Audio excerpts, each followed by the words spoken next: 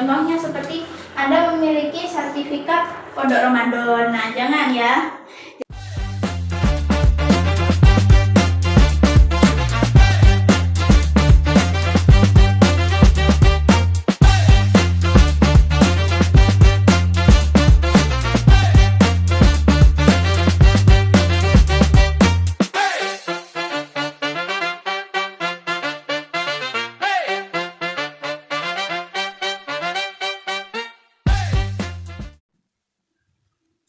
Selamat pagi anak-anak semuanya. Selamat pagi Bu, pagi juga. Ini kelas berapa ya? Kelas 11 MPLB 3 Ibu. MPLB 3. Oke. 11 MPLB 3. Sekarang kita sudah pertemuan ketiga ya anak-anak. Nah, baik, bisa kita mulai dahulu. Assalamualaikum warahmatullahi wabarakatuh. Waalaikumsalam warahmatullahi wabarakatuh. Nah, seperti yang di pertemuan sebelum-sebelumnya kepegawaian kan kita ada yel-yel dulu ya. Kepegawaian Work-life balance. Oke. Sekarang tanggal berapa anak-anak? Tanggal 17 Maret, Ibu. Ya. 17 Maret 2026. Ya, harapannya Ibu anak-anak harus hafal ya tanggal-tanggal yang hari ini tanggal berapa, besok tanggal berapa. Karena itu pasti menjadi bekal untuk kalian. Hari ini hari apa, jangan sampai lupa. Nah, ada yang tahu kemarin kita membahas apa? Ya, boleh? CV atau kurikulum vitae, oke. Ada lagi? Jadi kemarin kita sudah membahas CV. CV itu apa, Nak? Identitas diri. Identitas diri, ada yang jawab identitas diri. Oke, terus apa lagi? Skill, Ibu. Berisi skill atau keahlian gitu ya. Keahlian. Lalu apa lagi? Spesifikasi. Spesifikasi, betul. Spesifikasi. Jadi anak-anak itu bisanya apa sih gitu. Si pelamar itu bisanya apa? Kita kunci dulu ya sampai sini. Nah, CV itu adalah identitas diri, skill, keahlian, sama spesifikasi. Kita kunci ya. Pertemuan kemarin harus ingat buat lanjut ke pertemuan sekarang. Nah, CV itu artinya dia mempresentasikan si pelamar itu orangnya seperti apa, dia bisa apa, dia identitasnya seperti apa. Apakah dia orang Sidoarjo, dia orang Surabaya, kan ada alamat. Nah, gitu. Oke, masuk ke pertemuan ketiga. Hari ini kita akan membahas surat lamaran kerja versus kurikulum vitae. Kurikulum vitae kan kemarin sudah kita bahas. Nah, sekarang kita masuk ke surat lamaran kerja. Kita tulis di sini surat lamaran kerja. Nah, mungkin ada anak-anak yang sudah familiar ya dengan kata-kata ini, surat ya. Jadi kalau kita membahas tentang surat lamaran kerja itu masuk resmi atau pribadi? Pribadi, ya betul. Kita sepakat ya kalau surat lamaran kerja itu adalah surat pribadi. Artinya kalau misal surat pribadi, mungkin anak-anak sudah dipelajari ya di mata pelajaran korespondensi. Kalau misal surat pribadi itu tidak ada kopnya, tidak ada kop resmi. Lalu apa lagi? Ya betul, tidak ada nomor surat gitu ya. Surat, kalau misal surat itu artinya dia ada pengirim sama penerima. Nah, artinya pengirim adalah pelamar, penerima adalah HR manager atau HRD gitu ya. Nah, ini kan kita sudah sempat singgung juga terkait perbedaan CV dan juga surat lamaran kerja. Kalau surat lamaran kerja kita fokus ke apa? Tujuannya ya. Surat lamaran kerja itu menunjukkan kesungguhan melamar kerja. Seperti di poin yang warnanya kuning ini ya anak-anak, menunjukkan kesungguhan melamar kerja. Artinya beda dengan CV, karena CV itu adalah menunjukkan si pelamar itu dia bisa apa, dia lulusan dari mana, lalu keahliannya seperti apa. Nah, kalau CV itu menunjukkan kualifikasi pelamar ya. Jadi pelamar itu seperti apa orangnya. Tapi kalau misal surat lamaran kerja itu adalah seperti pintu pembuka kita pelamar ke perusahaan yang dituju, bahwa dia itu beneran bersungguh-sungguh gitu loh untuk melamar pekerjaan. Nah, pengertiannya surat resmi untuk melamar pekerjaan ya, surat pribadi yang bersifat resmi gitu ya, bukannya surat resmi yang ada kopnya dari perusahaan instansi gitu, bukan.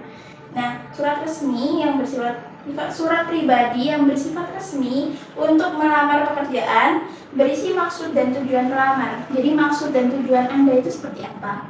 Nah, maka dari itu nanti di strukturnya kita akan belajar lebih banyak lagi. Lalu ditujukan ke perusahaan atau instansi. Jadi bukan sekedar perorangan, tapi untuk melamar kerja itu pastinya ada suatu badan yang menaungi gitu. Oke, clear ya? Kita lanjut sampai sini sebelum ada yang bertanya. Nah, oke, kita belajar struktur surat lamaran kerja. Karena anak-anak nanti itu capaiannya semoga bisa membuat surat lamaran kerja sendiri. Outputnya itu bisa membuat surat lamaran kerja sendiri. Nah, kita mulai dari yang pertama adalah tempat tanggal penulisan. Nah, tempat tanggal penulisan itu ada di sebelah kiri ya, anak-anak. Tempat, tanggal penulisan. Nah, kalau misal anak-anak sekarang itu menulis surat lamaran pekerjaan, itu artinya tanggal yang digunakan adalah tanggal saat ditulis, bukan tanggal saat dikirimnya surat itu. Contohnya, sekarang ada di Sidoarjo gitu ya. Sidoarjo 17 Maret 2026. Sidoarjo S-nya besar ya, jangan sampai S-nya kecil, kalau kecil disalahkan. Lalu bulannya, bulan itu pasti berawalan dengan huruf kapital, begitu. Sidoarjo, 17 Maret 2026. Awas kalau sampai salah ya. Oke, lanjut. Nah, perihal. Perihal itu namanya melamar kerja ya. Berarti perihalnya bukan yang lain lagi. Perihal adalah lamaran pekerjaan. Lamaran kerja, lamaran pekerjaan boleh. Nah, perihal itu ditulis sejajar dengan tanggal atau tempat penulisan. Sejajar di sini, di sebelah kanan. Lalu lanjut. Nah, alamat PT tujuan. Di sini itu sebenarnya terjadi banyak sekali perdebatan antara menulis yang namanya yang terhormat YTH atau kepada yang terhormat. Kepada yang terhormat. Nah, kira-kira yang benar yang mana? Kepada nggak sih? Kepada. Oke. Ada yang menjawab. Saya mendengar ada yang jawab kepada. Ada lagi? Yang terhormat. Oh ya, apa Mbak? Yang Yang terhormat. Ada yang menjawab yang terhormat. Ada lagi? Kepada YTH, Ada yang Bu. menjawab kepada yang terhormat. Nah, anak-anak, sebenarnya kalau misal kita menulis surat gitu ya. Menulis surat, kita posisinya adalah sebagai pelamar. Di mana kita itu adalah posisinya di bawah HRD yang akan kita tuju gitu ya. Si penerima kan HR, Human Resource Management, ya kan? Nah, artinya ketika kita memilih kata-kata kepada yang terhormat atau kepada yang terhormat, itu baiknya kita memilih yang terhormat. Apakah saya menyalahkan yang lain? Sebenarnya yang lain ini bukan salah, tapi kurang tepat. Karena kalau misalnya yang kepada, ketika menulis surat, Anda menulis surat kepada, itu artinya Anda itu sejajar dengan orang penerimanya. Contohnya kita mengirim surat pribadi kepada teman kita, kepada mungkin kerabat kita gitu ya, yang sama-sama begitu. Nah, kalau kepada yang terhormat, di sini case-nya adalah mengulang kalimat. Ketika Anda sudah mengulang kalimat kepada, lalu kalian juga mengulang kalimat yang terhormat, itu kesannya adalah pemborosan kata. Artinya, seperti spesifikasinya pelamar itu bisa juga dilihat dari seninya dia membuat surat.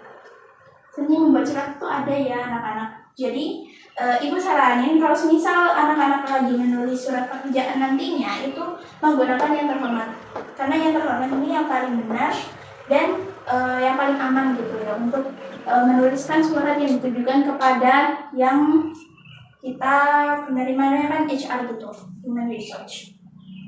Oke, alamat tujuan dan ditujukan kepada HRD. Jadi urutannya itu seperti ini ya. Di sini adalah yang terhormat, lalu HR, manager, PT apa gitu ya, PT Maju Jaya gitu. HR PT Maju Jaya, alamatnya di mana, misal Jalan Duku nomor 54, nah seperti itu. Di tempat, oh bukan, Jalan Duku nomor 54, clear. Udah sampai situ. Nah, lanjut. Nah, kita masuk kepada salam pembuka, perkenalan diri, dan referensi.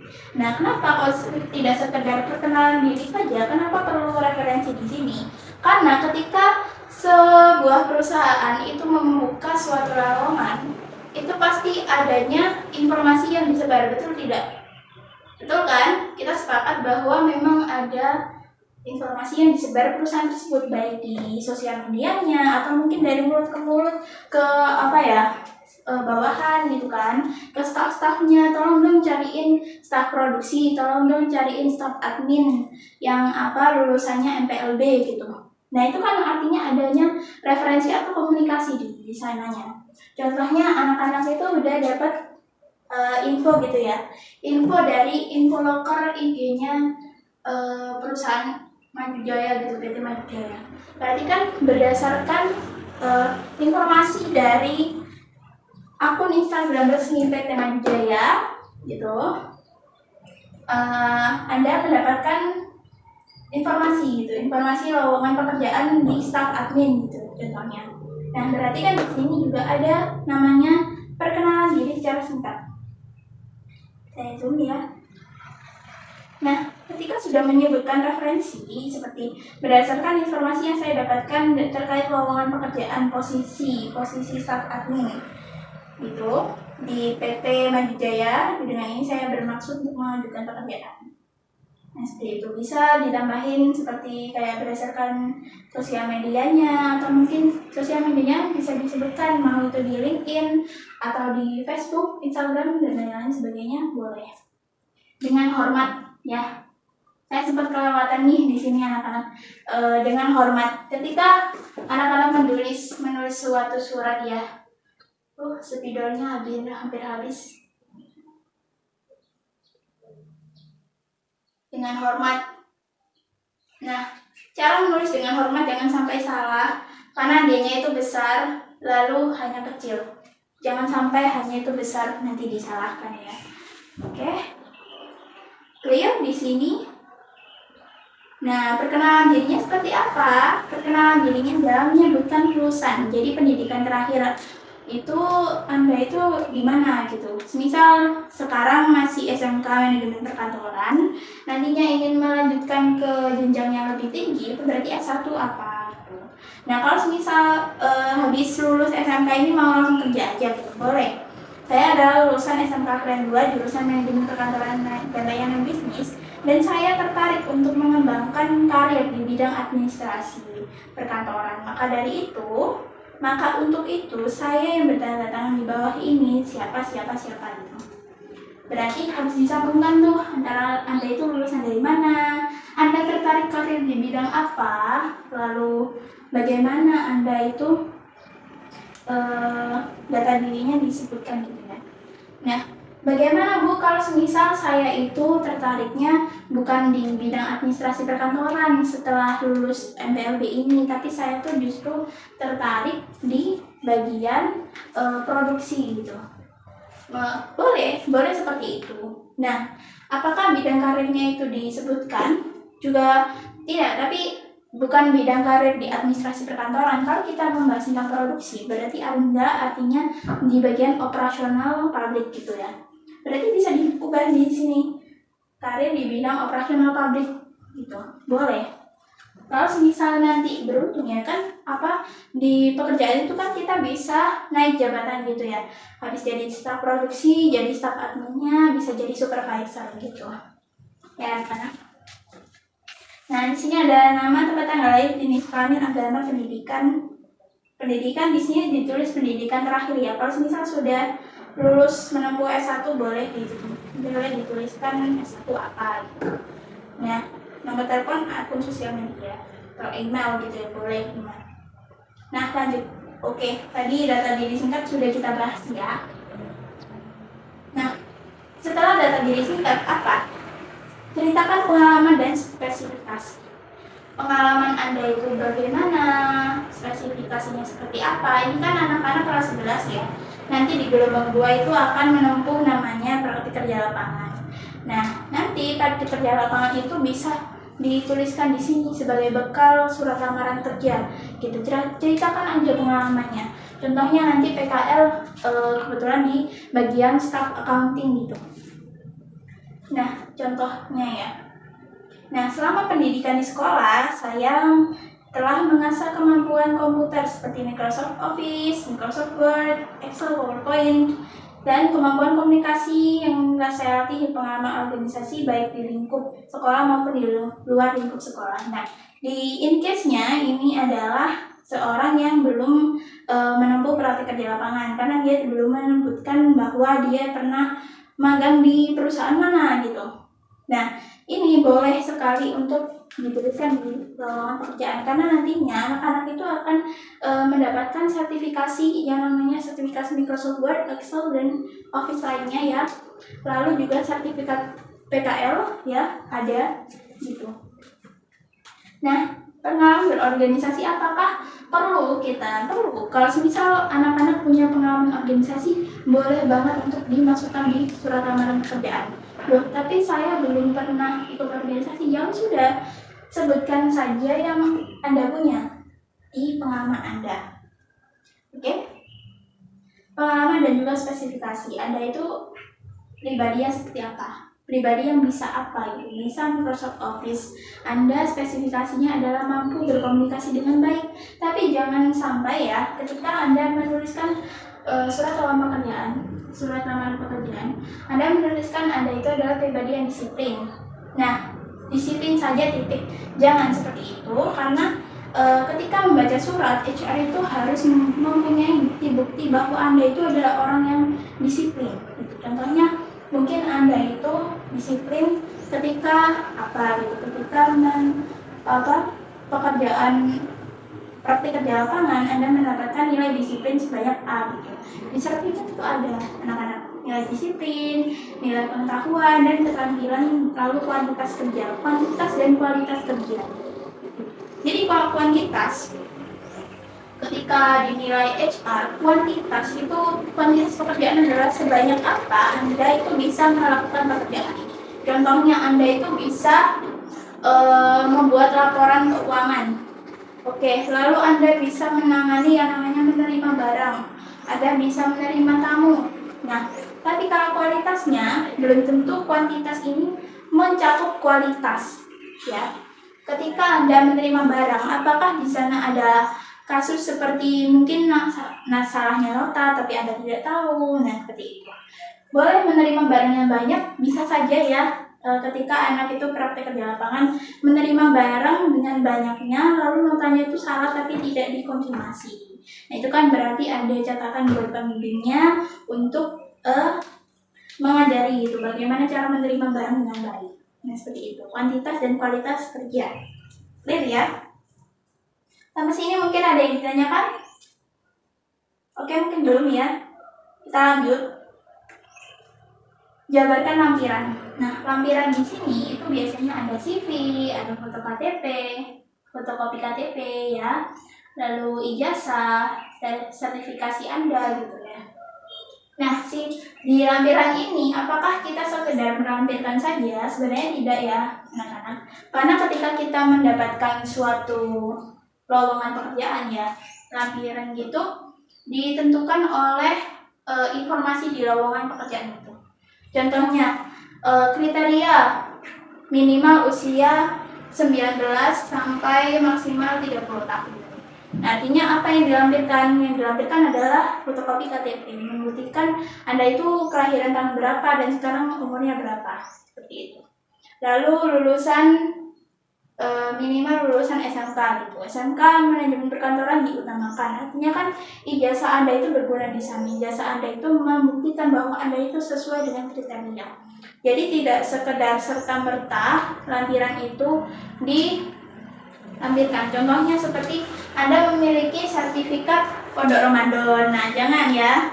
Nah, Pondok Ramadan itu masih belum terkait kerja gitu. Ya benar nih, Anda itu pernah mengikuti Pondok Ramadan atau tidak? Nah, kalau sertifikat yang berguna itu biasanya sertifikat seperti Anda telah mengikuti pelatihan Microsoft Excel, mengikuti kayak pelatihan bahasa Inggris gitu. Mungkin dari anak-anak udah pernah gitu ya, ikut lomba gitu, ikut lomba basket. Berguna nggak? Berguna juga, karena basket itu melatih kedisiplinan gitu. Juga pramuka juga boleh gitu. Meskipun yang kita lamar adalah staf admin atau kita pengen jadi staf accounting, itu tetap aja pengalaman-pengalaman seperti itu membuktikan bahwa kepribadian diri Anda itu sudah terlatih gitu. Oke? Sip ya. Nah, kalau soal sertifikat Pondok Ramadan seperti tadi itu memang tidak digunakan di lamaran pekerjaan, tapi digunakan untuk administrasi sekolah, bahwa Anda itu adalah siswa yang aktif. Itu ya. Nah, kita tutup dengan harapan dan kesungguhan. Inilah keistimewaan dari surat lamaran pekerjaan ya anak-anak. Harapan dan kesungguhan pelamar. Disinilah dibuktikan bahwa perbedaan surat lamaran pekerjaan dengan CV itu adalah seperti itu. Kalau CV kan ada tuh ya, pembukanya itu sekedar perkenalan singkat bahwa saya adalah lulusan dari mana, dari SMK, manajemen penganggaran dan lain bisnis, tertarik di bagian staf administrasi dan lain sebagainya. Lalu kualifikasi seperti nama, alamat dan lain-lain ada. Lampiran belum ada ya. Nah, di sini istimewanya surat lamaran pekerjaan. Seperti tadi kan apa kayak menunjukkan kesungguhan dan harapan dari si pelamar. Di sini ditunjukkan. Bagaimana kalimat kesungguhan itu? Kalimat seperti ini. Contohnya ya, ini contoh saja. Saya sangat berharap mendapatkan kesempatan untuk dapat mengikuti tahap seleksi berikutnya. Mau berikutnya itu seleksinya masih wawancara atau mungkin tes tulis atau tes psikologis, kita tulis seleksi berikutnya. Agar saya dapat menjelaskan lebih lanjut mengenai potensi dan kualifikasi saya. Atas perhatian dan kesempatan yang diberikan, saya ucapkan terima kasih. Hormat saya, nama terang, tanda tangan, seperti itu. Oke? Nah, itulah keistimewaan dari surat lamaran pekerjaan. Jadi kalau misal kita punya mau mengisi lowongan di bagian staf administrasi, kita mengirimkan CV saja, apakah kita salah? Sebenarnya belum tepat, karena ketika kita sudah mengirimkan surat lamaran pekerjaan, itu artinya kita sudah membuka diri atau mengirimkan salam pembuka kepada HR yang mencari bagian staf administrasi tersebut. Clear ya sampai sini? Nah, oke, di sini ada keunggulan lamaran pekerjaan. Tadi kan kita sudah sempat menyinggung juga ya beberapa. Sempat mention juga bahwa memberikan kesan pertama, betul. Karena surat lamaran pekerjaan itu adalah seperti surat pembukanya kita, memberikan kayak semisal kita tuh ada harapan loh, kita tuh punya harapan untuk mengisi posisi tersebut. Kita punya keahlian yang selinier dengan posisi tersebut. Saya itu punya keahlian yang bisa saya sumbangkan di sana. Lalu menjelaskan motivasi. Nah, motivasi itu seperti harapan tadi. Lalu Anda itu tertarik di bidang karir seperti apa gitu. Jenjang karir yang seperti apa yang ingin Anda bangun gitu. Menonjolkan kelebihan. Nah, itu boleh. Ketika Anda sudah menuliskan di CV tentang skill dan keahlian Anda, itu kan secara data saja ya, data yang disusun rapi di CV, mau itu CV yang ATS atau mungkin CV yang kreatif itu boleh. Lalu menunjukkan kemampuan komunikasi. Nah, surat kenapa kok menunjukkan kemampuan komunikasi? Karena di CV itu sendiri itu sekedar dia itu identitasnya. Nah, apakah CV itu penting? Penting banget, karena surat lamaran kerja itu adalah bukti bahwa kalian pernah dan mampu untuk berkomunikasi secara surat gitu, surat menyurat. Nah, penyusunan kata-kata di sini itu juga memerlukan keahlian komunikasi yang baik, keahlian pemilihan kata baku, keahlian pemilihan kata yang baik gitu, caranya menuliskan harapan, lalu menyambungkan antara referensi Anda dan juga perkenalan diri singkat, lalu menyebutkan keahlian di sini gitu. Oke, kita sudah masuk di bagian tugas nih anak-anak. Nah, sebelum kita Ibu jelasin ya, ada yang lain yang bertanya? Mungkin Ibu absen terlebih dahulu ya. Pertama, oh iya, ketua kelas adakah yang izin hari ini? Ada Bu, hari ini masuk semua. Nggak ada kok. ya? Lengkap berarti? Lengkap, oke. Ibu, tenang semua aja. Sip. Anak kepegawaian harus semangat belajar semuanya. Nah, oke, adakah yang bertanya sebelum kita lanjut ke tugas? Saya Bu Boleh, izin Mbak. bertanya. Mbak, siapa ini namanya? Betul, Mbak Cynthia. perkenalkan sebelumnya nama saya Cynthia dari absen 10 Ibu. Absen 10. Silakan bertanya. Iya Ibu, kalau semisal di case-nya lowongan pekerjaan tuh kenapa ya disuruh mengirimkan CV saja tapi surat lamaran pekerjaan tuh belum disinggung? Terima kasih. Oke, bagus banget nih. Nah, bagaimana Bu kalau semisal in case-nya ternyata ketika kita menerima suatu selebaran lowongan pekerjaan itu yang diminta itu hanya CV saja. Surat lamaran pekerjaan itu jarang sekali kita temukan di lowongan gitu ya, mau di website, di sosial media. Kirimkan surat lamaran pekerjaan Anda di sini. Jarang sekali. Biasanya itu sini. Hubungi nomor yang tertera seperti itu ya. Nah, kenapa surat lamaran pekerjaan ini tidak dimention oleh si pencari lowongan ya, bukan ya, yang menyebarkan lowongan itu, kenapa gitu ya? Karena memang tadi kan kita sudah sempat singgung ya tentang menunjukkan kemampuan komunikasi. Kemampuan komunikasi kesan pertama ini udah menjadi jawaban anak-anak. Karena memang surat lamaran pekerjaan itu adalah terserah kita untuk memberikan atau tidak. Ketika kita sudah memberikan ke HR, artinya kita itu memberikan salam. Kesan pertamanya kita itu kepada HR itu seperti apa? Nah, apakah ini perlu disuruh? Tidak. Sebenarnya ini adalah inisiatif si pelamar. Inisiatifnya si pelamar kalau semisal dia itu tertarik loh untuk menjadi staf posisi di situ gitu, mungkin menjadi bagian pegawainya di situ gitu. Jadi dia itu adalah seperti perkenalan kita sebelum kita langsung ke wawancara gitu. Nah, boleh kita mengirimkan surat lamaran pekerjaan. Bahkan sangat disarankan untuk anak-anak ketika nantinya sudah lulus atau mau bekerja gitu, mengirimkan surat lamaran pekerjaan kepada emailnya perusahaan, ditujukan kepada HRD. Nah, ketika anak-anak kita juga belajar tentang pengiriman juga ya, ketika in case-nya itu adalah pelamar mengirimkan surat lamaran pekerjaan dan juga lampiran-lampirannya itu kepada satpam. Nah, kita punya kasus baru nih. Nah, kalau misalnya kita kirimkan kepada satpam itu sebenarnya belum sepenuhnya tertuju kepada HR, karena kembali lagi kita kan menunjukkannya itu kepada HRD, jangan sampai diberikan kepada satpam ya, karena mungkin komunikasi di dalam perusahaan itu beda-beda anak-anak. Karena sepengalaman saya dulu itu saya pernah mengirimkan surat pengajuan magang gitu ya di suatu PT. Nah, saya kasihkan kepada satpam. Nah, ketika besoknya itu saya datang lagi ke sana, ternyata dari HR itu masih belum tahu tentang surat saya, padahal itu sudah beberapa hari gitu. Nah, mungkinnya seperti itu ya anak-anak. Dulu pas waktu saya SMK seperti itu. Akhirnya apa ya solusi yang saya berikan kepada masalah itu? Hanya saya tinggalkan PT yang saya tujukan tadi, lalu saya mencari lagi magang mana yang masih membutuhkan anak magang gitu ya. Gitu.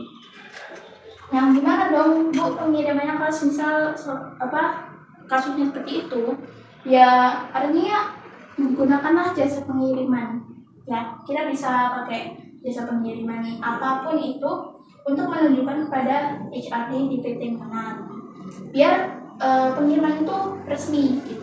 Dan juga sampai kepada HRD kan gitu. Ya seperti itu ya. Oke?